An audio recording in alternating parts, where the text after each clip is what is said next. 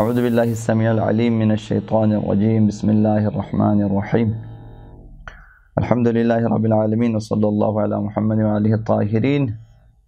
واللعنۃ علی اعدائہم اجمعین۔ محرم الحرام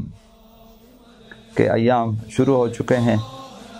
تو محرم الحرام میں سب سے زیادہ ہمیں جن موضوعات کا مطالعہ کرنا چاہیے وہ قیام آغا عبداللہ حسین علیہ السلام ہے، اور اس سلسلے میں بہت ساری تحقیقی کتابیں لکھی جا چکی ہیں، اور ان ایام میں خاص کر 10 دنوں میں اول محرم سے لے کر 10 دنوں تک جو کہ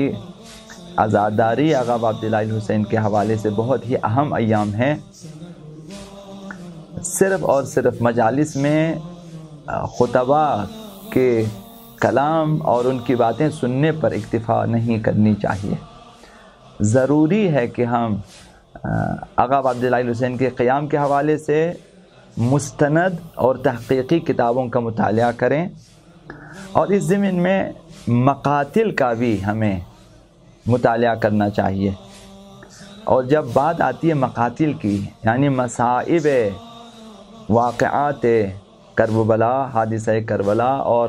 بعد از کربلا جو مصائب اہل بیت اطہار پہ وارد ہوئے ہیں، اس سلسلے میں اگر ہم مستند مقاتل کا مطالعہ کرنا چاہتے ہیں، جو کہ ہمارے لیے ضروری بھی ہے کہ ہم ایک بار ہی صحیح مستند مقاتل کا مطالعہ کریں، تو مستند مقاتل میں ہمارے پاس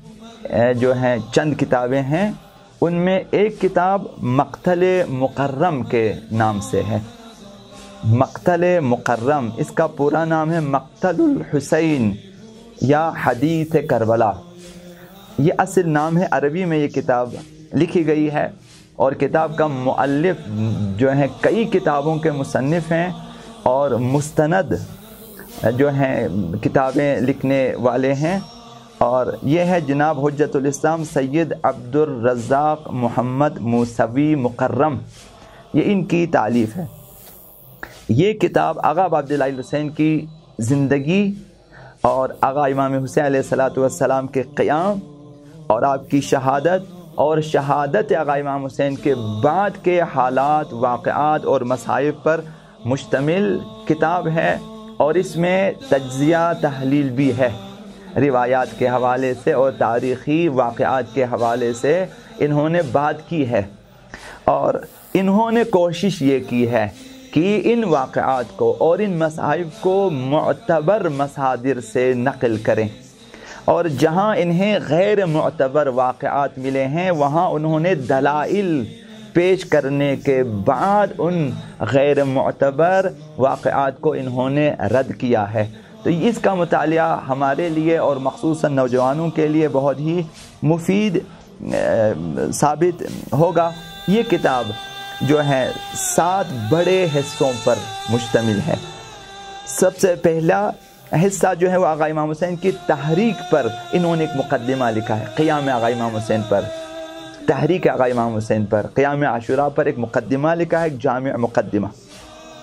اور دوسرے حصے میں انہوں نے داستان کربلا کو نقل کیا ہے معتبر مصادر اور معتبر منابع سے، اور تیسرے حصے میں انہوں نے خروج آغا امام حسین مدینے سے، کہ مدینے سے 28 رجب کو جب آغا امام حسین کا قافلہ چلا وہاں کے واقعات اور حادثات اور مصائب نقل کیے ہیں،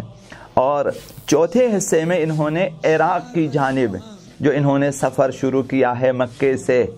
عراق کی طرف، ان واقعات کو جو ہے انہوں نے درج کیا ہے، اور 5ویں حصے میں روز عاشوراء کے واقعات اور مصائب کو اور حالات کو اور شہادتوں کو انہوں نے بیان کیا ہے۔ 6ٹھے حصے میں شہادت اہل بیت اطہار، جن میں خاندان اہل بیت کے شہداء کا خاص طور پر انہوں نے تذکرہ کیا ہے، اور معتبر مصادر سے جو ہے ان کی شہادت کو اور مصائب کو انہوں نے نقل کیا ہے۔ اور 7ویں حصے میں عاشوراء کے بعد کے واقعات کی، جب سے آقا امام حسین علیہ السلام شہید ہوئے اور اس کے بعد سے اسیران اہل بیت جہاں سے مثلا کربلا سے اسیر ہو کر کوفہ، کوفہ سے شام، پھر زندان شام، پھر وہاں سے آزادی اور واپس کربلا، اور کربلا سے مدینہ تک، کہ